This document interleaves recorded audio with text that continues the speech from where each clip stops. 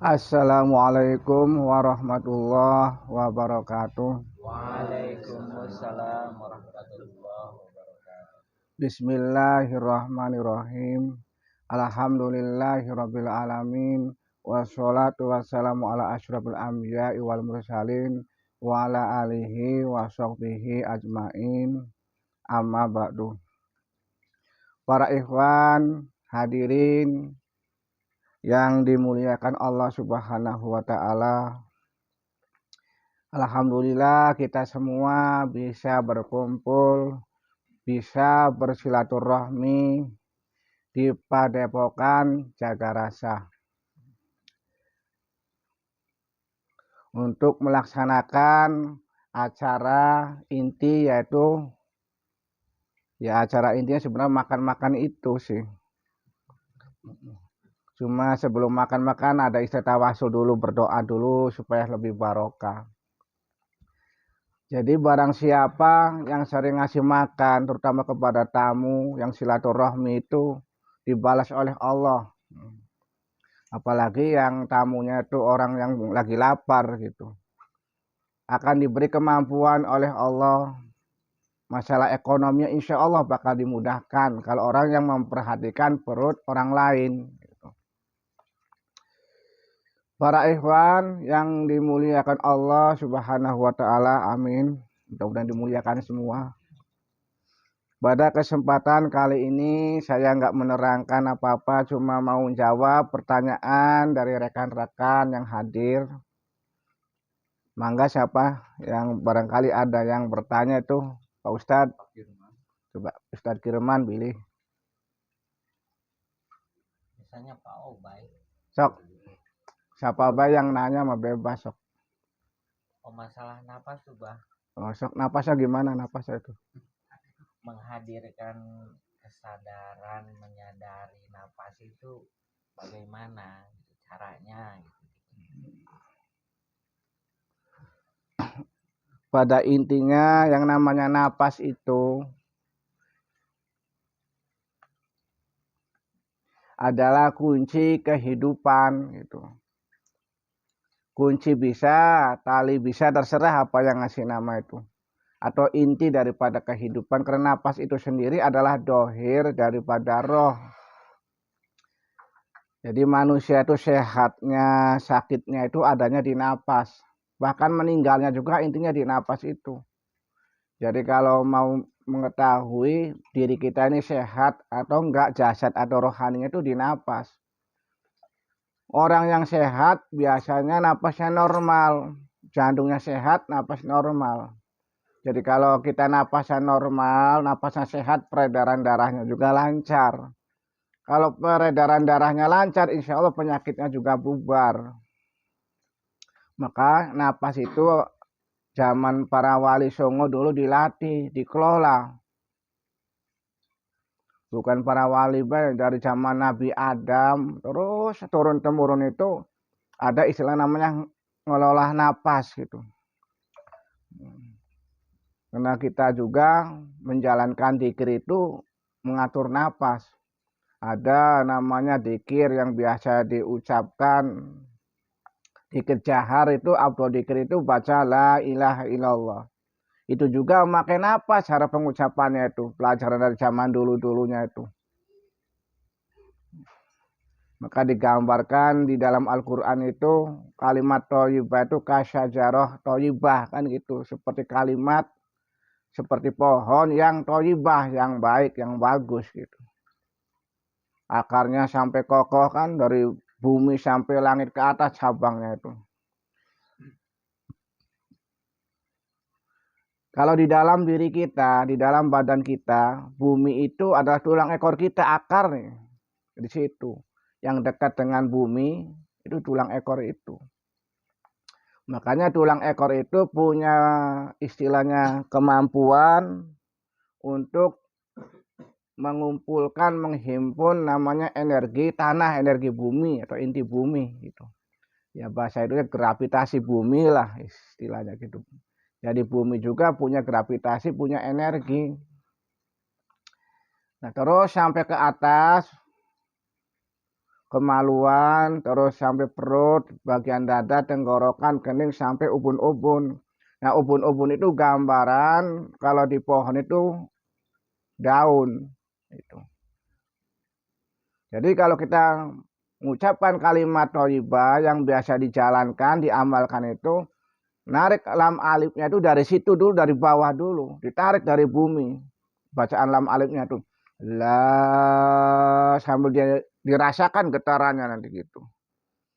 Tapi kalau kita mengucapkan cuma ucapan mulut baik, rohaninya nggak diikut sertakan, ya otomatis kan beda manfaatnya itu. Jadi getarannya dirasakan rohaninya itu dengan rasa yang dalam itu dari bawah itu, dari narik. Jadi intinya mah diri kita ini sebenarnya narik bumi. Nah, buminya juga narik kita itu, jadi tarik menarik itu otomatis. Makanya semua yang ada di bumi itu otomatis kan nempel ya, nggak ngambang karena ada gaya gravitasi. Ya, gaya gravitasi itu ditarik dengan tulang ekor ini. Dengan ucapan kalimat lah dirasakan. Jadi dari ubun-ubun sampai tulang ekor itu diibaratkan kalau huruf namanya huruf alif itu Pak Ustadz, huruf alif itu. Karena Nabi Adam pada waktu diturunkan di bumi, bahasa itunya gampang, diturunkan lah ke bumi itu, dititipin, yaitu berupa itu huruf alif itu. Atau namanya penyangga aras bahasa itunya, atau namanya besi kursani kata bahasa Persia mah gitu. Nah, supaya kita ini kokoh batinnya itu bakal dialiri lam alif itu, alifnya dialiri lam alif tadi lah sampai ubun-ubun dirasakan itu. Otomatis yang namanya ubun-ubun ke sana itu kosong sebenarnya tuh. Makanya Sidratil Muntaha di dalam diri kita, ya di otak kita itu nama Sidratil Muntaha gitu bahasa itunya tuh. Dari unsur tanah, tempatnya tulang ekor, unsur air dina kemaluan, unsur api perut, nah nama cakra perut itu unsur api. Bagian dada namanya itu unsur apa? Unsur angin. Bagian tenggorokan namanya unsur suara, energi suara gampangnya. Nah, kening energi cahaya itu bisa nyedot energi cahaya. Kening itu. Ubun-ubun itu hubungannya dengan energi alam semesta. Jadi turunnya barokah, anugerah, energi ilahi, energi alam semesta itu dari ubun-ubun. Terus masuk mengendap di tulang ekor situ. Nah, tulang ekor itu bahasa itu disebutnya namanya cakra, cakra muladhara bahasa gitunya tuh.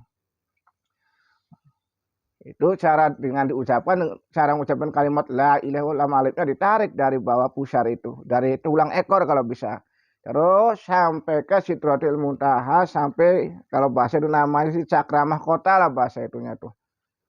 Nah, kalau bahasa tasawuf, bahasa tarekat namanya latifah qalb, halusnya seluruh badan. Dari ujung rambut sampai ujung kaki getarannya dirasakan. Jadi sewaktu mengucapkan kalimat la itu seluruh badan terasa bergetar itu nanti. La. Tuh, sampai ubun-ubun. Nah, sewaktu sampai ubun-ubun otomatis dari ubun-ubun tuh ke bawah itu. Energinya tuh Pak ke handap. Nah, sewaktu ke handap langsung di ilaha illallah. Jadi nggak langsung dari bawah la. Nah, nanti dari sini langsung ke sini tuh. Sebab kekuatannya di tulang ekor. Jadi nggak bisa ubur-ubur langsung di sini tuh nggak bisa. Tuh, nanti nggak ada energi. Energi apa namanya? Energi gravitasi bumi lah bahasa itu. Jadi lah, kalau dirasakan otomatis nggak. Kalau kita ucapkan lah, nanti dari ubun-ubun ke bawah. Dari ubun-ubun dirasakan selesai gitu. Dari kening dirasakan ubun-ubun, otomatis kalau sudah sampai ubun-ubun ke bawah nanti tuh. Kalau sudah ke bawah baru ilaha illallah. Jadi lapat i-nya tuh dipukulkan nanti bahasa itunya tuh, atau diketuk atau dipukulkan. La ilaha illallah. Nah, kalau di dalam ilmu spiritual barat, tengah dada ini disebut namanya cakra jantung. cakra jantung itu ada namanya istilah nama cakra pendamping. Nah, cakra pendamping ini di dalam ilmu Qadiriyat Naqsyabandi namanya itu Latifatul Qalbi, Latifatul Ruh, Latifatul Syirih, nah Latifatul Kopi nanti itu. Dialirin kalimat ilaha illallah itu. Nah itu dikir diucapkan kayak begitu. Jadi lah, tuh terasa dari ubun-ubun ke sini lah, tuh. Jadi bolak balik itu nantinya tuh. Begitu juga nanti sewaktu kita meninggal juga ucapkan yang terakhirnya la ilaha illallah. Jadi sewaktu mengucapkan kalimat la ilaha illallah itu napasnya dikeluarin, tuh, napasnya sambil dikeluarkan. Tarik napas dulu, terus la ilaha illallah, tuh napas keluar gitu, dihimpun lagi tuh sampai tulang ekor napasnya itu, karena manusia itu panjang pendeknya usia itu tergantung napas. Kalau napasnya panjang berarti usianya panjang, napasnya pendek berarti usianya pendek. Bukan berarti napas panjang itu, ya maksudnya napas panjang itu maksud napas hidung terus perut. Ada juga napas dari hidung ke paru-paru. Berarti kan lebih pendek, kalau ke paru-paru mah lebih panjang lagi, hidung jaraknya gitu ya. Gitu. Jadi kalau orang yang dewasa napasnya pernapasan dada biasa itu. Kalau anak kecil pernapasan perut. Berarti kan napasnya lebih panjang anak kecil kalau belum meninggal mah panjang misalnya. Tuh. Ada juga orang yang mau meninggal. Orang mau meninggal itu napasnya di tenggorokan, hidung tenggorokan, bahkan hidung nggak berfungsi, malah mulut ke tenggorokan nanti orang mau meninggal tuh. Nah, perhatikan sok napas kita nih sampai di mana nih? Apakah pakai pernapasan perut atau dada? Atau tenggorokan, antara tenggorokan dada, napas bisa kelihatan. Kita mau pulangnya kapan gitu, ini ke ciri. Gitu. Nah, makanya supaya usianya panjang, napasnya harus lebih bawah lagi supaya panjang napasnya itu. Biasanya perut ke kemaluan, di bawah kemaluan, nah gitu nanti napas dari tulang ekor sampai ubun-ubun. Tuh. Kan ada napas tuh ubun-ubun sampai tulang ekor napasnya gitu ya. Itu namanya pernapasan halus tuh gitu kalau bisa mah. Berarti nanti lebih panjang. Dari cakra nama cakra mahkota dari ubun-ubun sampai tulang ekor atas dubur gitu, napasnya gitu. Ya contohnya bebek kan bisa itu. Ya, pernapasan itu dari bujur itu. Nah, supaya napasnya panjang. Jadi kalau kita lagi napasnya nih terganggu sakit paru-paru, sok dilatih tahan napas tuh. Nah, itu kalimat la ilaha illallah. Apabila cara bacanya kayak begitu, insya Allah bisa mengobati sakit yang sifatnya lahiriah itu. Insya Allah. Gitu. Yang keduanya lagi ada juga namanya dikir tapi tidak diucapkan. Tapi menuruti denyutan nadi atau jantung. Ada semua badan, karena tiap badan tuh ada gerakan nadinya. Kayak detikan jantung tuh, detikan apa jarum jam itu. Nah itu irama. Cara bacanya gimana tuh, diringkas kalimat la ilaha illallah, bunyinya apa? Lafaz Allah nanti ismudat itu. Tuh. Walaupun nanti pada hakikatnya nggak begitu, nanti kesananya mah itu mah cuma menuntun itu. Jadi nanti tiap denyutan jantung dirasakan di sini, kan denyutan jantung kan di sini nih, di bawah susu kiri jarak 2 jari ya, sini di bawah nih. Nah, jantung ini bukan latifah kolbi. Bahkan kalau latifah kolbi mah nggak ada denyutan ini. Sebelah kirinya lagi nih. Nggak ada denyutan tuh, halus tuh. Nah, yang diisi dikir itu latifah kolbi di situ. Jarak 2 jari condong ke arah kiri di sini. Nah, ismudah dibaca. Yang banyak lafaz Allah. Seluruh badan. Tadi nuruti irama jantung atau gerak detakan nadi gitu dikir itu, tidak diucapkan terus kemana baik. Yang kedua lagi, yang satunya lagi bukan kedua, yang ketiga terakhir, kalau disebut semua kan lama terakhir baik ya. Itu namanya itu dikir menuruti napas, peredaran napas. Yang pertama jahar, sifatnya dikir umum. Kalau yang kedua dikir yang disembunyikan, dikir yang samar, dikir kopi, lafaz ismudat itu nama zikir khusus itu. Makanya nggak boleh ada orang yang tahu zikirnya itu, nggak boleh diucapkan. Kalau diucapkan namanya jahar nanti, ya. Makanya tidak boleh diucapkan zikir khofi mah. Ya gimana mengucapkannya? Karena cara mengucapkan zikir khofi ya yang sudah tahu semua. Pejamkan matanya, panona perem, mulutnya bengkem, gigina gigit. Kalau ada giginya bagaimana? Lidahnya ditekuk ke atas, langit. Terus tahan napas, napasnya ditahan. Dirasakan, dengarkan denyutan jantung, dedakan nadi itu. Dikit, lapat Allah, Allah, Allah. Nah, gitu nanti. Dilatih di rumah tuh ya.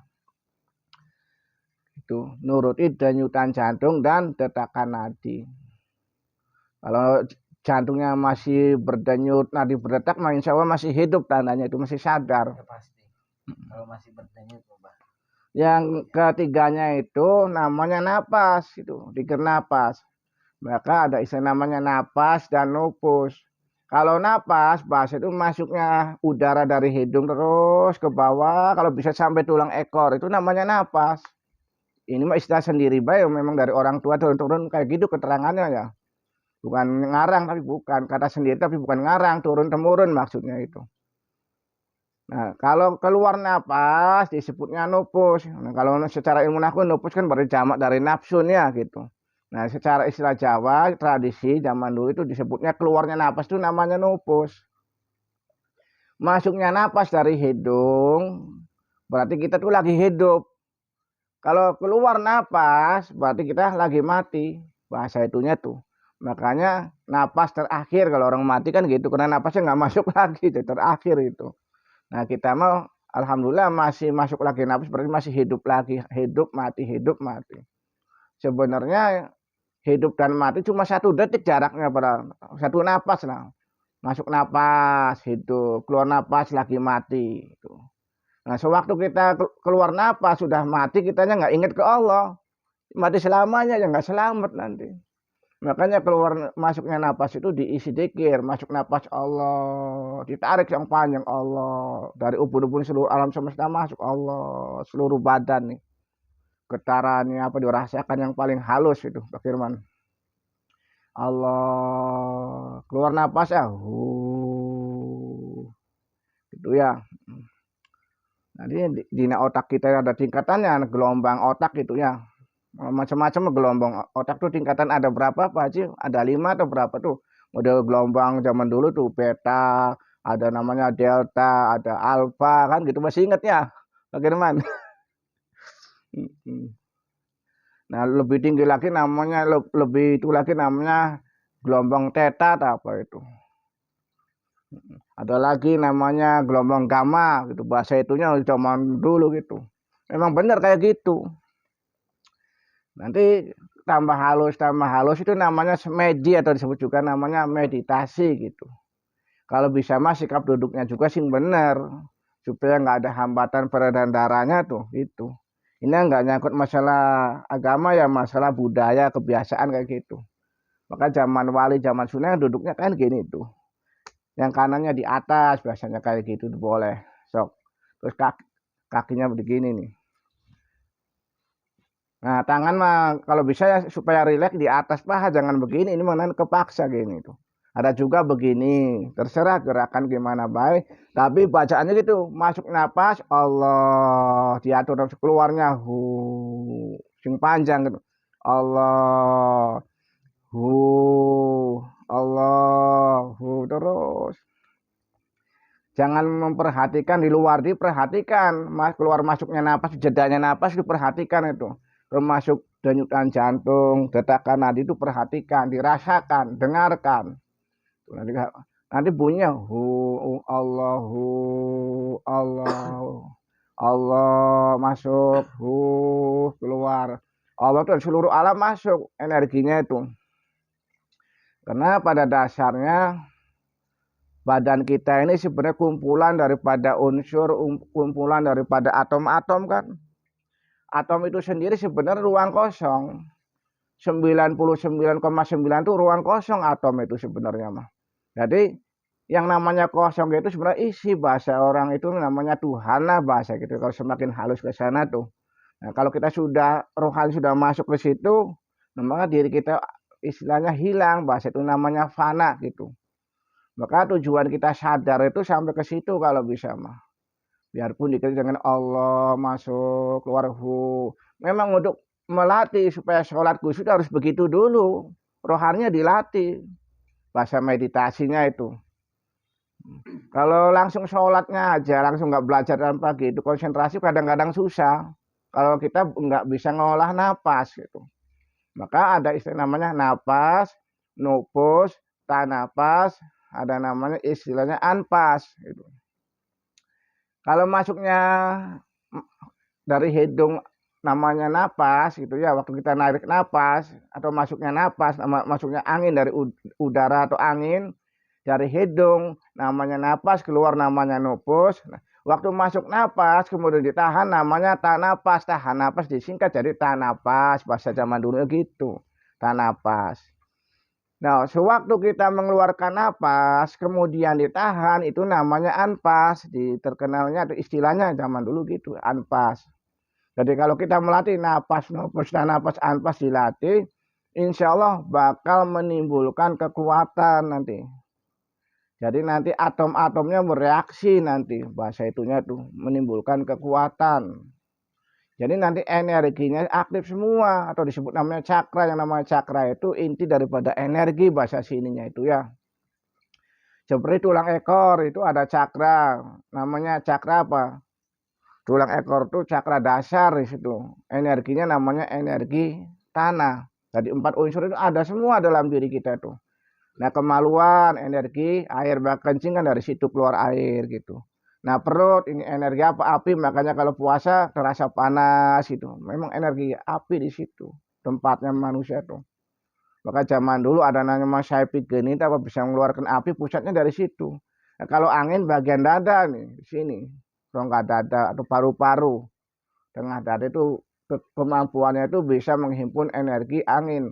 Tenggorokan suara. Kalau nggak ada tenggorokan nggak ada suaranya nanti. Nah, kalau kita untuk menyedot menghimpun energi yang cahaya atau cahaya di atas cahaya itu pakainya kening ini. Kalau bisa mah dia kosongkan tuh. Semakin caang, semakin terang dari kening itu ilmu laduni dari situ nanti. Nah, terus ubun-ubun, sok dirasakan tuh di sini ada kehidupan, maksudnya hidup lah di situ. Beda antara hidup dan kehidupan beda ya. Kalau hidup mah nggak berakhir, nggak ada awal, nggak ada akhir, itu namanya hidup. Nah, hidup masuk ke dalam badan itu namanya kehidupan. Kalau kehidupan ada akhirnya gitu. Nah, makanya kita mengosongkan diri untuk menyatu dengan hidup kita sendiri ini. Kadang-kadang manusia itu nggak mengenal napas sendiri, kurang diperhatikan napas itu. Insya Allah, kalau napasnya diperhatikan, Maya, sebab kesadaran itu adanya di napas, keberadaan kita juga adanya di napas. Kenyataan manusia itu adanya di napas itu. Nah, biarpun kitanya tidur, napas memang nggak tidur, selalu menjaga kita. Selalu ngalir ke seluruh badan napas itu. Makanya ada istilah wanafaktu fihi min ruhi, ya napas itu sebenarnya itu. Kutiupkan kan gitu. Rohku kata Gusti Allah kan hidup jadinya napas itu. Baru bernapas. Ya kalau roh masih pernah, walaupun sperma juga sudah hidup itu pakai ada roh. Cuma rohnya napas itu, napas nopusnya itu pada waktu itu usia 4 bulan dalam hadis Bukhari itu. Arba'in Nawawi kan terangan gitu. Benar pasti itu mah. Maksudnya napas itu. Dititipin napas nanti suatu saat napas kita kan bakal diambil kembali gitu nantinya. Kembalikan lagi nanti kita hidup di alam barzah bahasa situ. Nah, gitu bagaimana cara ngelatih napas supaya kita belajar bisa konsen, bisa belajar dekat dengan Allah. Yang namanya napas itu kan tidak jauh ya dengan diri kita. Yang namanya napas itu utusan Allah. Lamun tamu mah tamu agung gitu. Bagaimana harus dihormati napas kita ini. Gitu. Insya Allah bisa usia panjang itu kalau memperhatikan napas itu. Keluarnya, masuknya, waktu tahan napasnya, napas masuk ditahan, keluarnya napas juga ditahan, supaya apa, panjang usia. Sebab napas itu tiap hari itu ada hitungan, ada jatahnya sampai akhir umur itu. Kalau jatah napasnya sudah habis, berarti kita nanti bakal bisa, itu otomatis. Nah, maka dijaga masuknya napas Allah, keluarnya napas terus dilatih kayak gitu. Nah, insya Allah panjang umur, sehat, nanti meninggalnya juga insya Allah bisa husnul khotimah. Amin. Nah, itu tinggal diamalkan. Baca la ilaha caranya begitu, dikir ismudah dalam hati caranya begitu. Memang nggak bisa langsung, harus praktekkan berjamaah, dikir bareng gitu ya. Tinggal diamalkan masing-masing. Insya Allah. Yang belum talqin ya bagusnya ditalqin. Maksud talqin itu untuk mengambil sanad sebenarnya mah. Gimana kalau nggak ditalqin nggak masalah, itu hukumnya sunnah kalau talqin tuh. Tapi kalau sudah beat wajib ngamalkan. Yang namanya beat itu janji ke Gusti Allah, bukan ke manusia, bukan. Janji ke Gusti Allah benar-benar untuk ngamalkan. Ini kalau nggak ngamalkan, salahnya diri sendiri nanti, ke Gusti Allah hubungannya gitu, bukan manusia. Gitu ya. Yang namanya manusia mah hanya sebagai saksi kan gitu. Janji untuk mengamalkan dzikir, berarti kita ini ibarat sudah dicatat silsilahnya sampai ke Syekh Abdul Qadir Jilani sampai ke Nabi Muhammad. Tuh. Gimana kalau nggak beat ya nggak masalah, nggak apa-apa. Talqin baik boleh. Kalau talqin mah ibarat talqin mah hukumnya sunnah, kalau tidak dijalankan karena belum janji sih baru diajarin terus ngamalkan, sunnah ngamalkannya itu. Nah ini kadang nggak tahu, disangkanya yang namanya talqin sama beat itu sama, menurut orang lain kan gitu. Padahal beda sebenarnya aslinya itu. Memang nggak ada yang nerangkan kayak gitu sih, belum ada gitu. Nah para ikhwan, sementara segitu dulu. Barangkali ada yang kurang jelas sampai di sini, pilih Pak Ustadz Handa atau Pak Ustadz Obeh. Baik. Ini Ayadi. Sok barangkali ada yang kurang jelas gitu. Pengertian kesadaran itu sendiri apa sih? Sadar. Kan ada istilah namanya sadar, ada bawah sadar gitu ya. Otomatis sadar itu ya berarti frekuensinya lebih itu lah manu. Lamun sepanang kau boleh ngiyep tuh Pak Firman. Tuh, sadar namanya tuh. Terutama menyadari diri sendiri itu. Dengan rasa ini ada istilah namanya pikiran itu sebenarnya bukan diri kita, termasuk pikiran apa juga itu. Yang namanya sadar kosongkan diri kita itu. Jadi kita nanti sadar diri, mengenal dirinya itu. Bahasa itunya tuh. Karena kita kan belum tahu siapa sih diri kita itu sebenarnya. Sebenarnya itu yang kita pikirkan dan apa yang perasaan dan pikiran itu sebenarnya bukan diri kita. Kalau kita paham itu bukan diri kita. Nanti baru kita nanti mengenal, oh diri kita itu kayak begini. Nanti tahu. Nah caranya itu ya begitu, ngelola napas itu. Lama-lama bisa ketemu dengan diri sejati kita itu. Ada nama istilah rasa sejati kan gitu Pak Firmannya. Diri sejati. Memang di dalam ilmu termasuk syatari juga nerangkan ada istilah namanya Baitul Makmur, kesadaran Baitul Makmur, ada namanya Baitul Muharram, ada namanya Baitul Muqaddas. Itu di situ itu ada istilah namanya syir. Syir itu hakikatnya kesannya ya Gusti Allah itu. Kalau dirasakan istilah ada namanya manunggal rasa, itu sadar dengan kesadaran gitu. Memang gitu mah nggak bisa diterangkan istilah langsung paham, nggak, harus praktek sedikit demi sedikit itu untuk menyatukan antara Baitul Makmur, Baitul Muqaddas, Baitul Muharram yang dalam diri kita ini. Memang kalau usianya masih muda segini mah masih mahasiswa mah kadang-kadang untuk menerima gitu belum nerima batinnya itu. Walaupun paham tapi belum bisa nerima, apalagi yang belum nikah susah gitu. Tapi mendingan belum nikah ilmunya bisa bertambah. Tapi kalau sudah nikah untuk nambah ilmu itu susah. Iya, repot sih. Insya Allah mudah-mudahan kita semua diberi kepahaman oleh Allah Subhanahu wa Ta'ala. Apa yang disampaikan bermanfaat baik di dunia maupun di akhirat. Sementara segitu dulu, mudah-mudahan bermanfaat. Saya akhiri.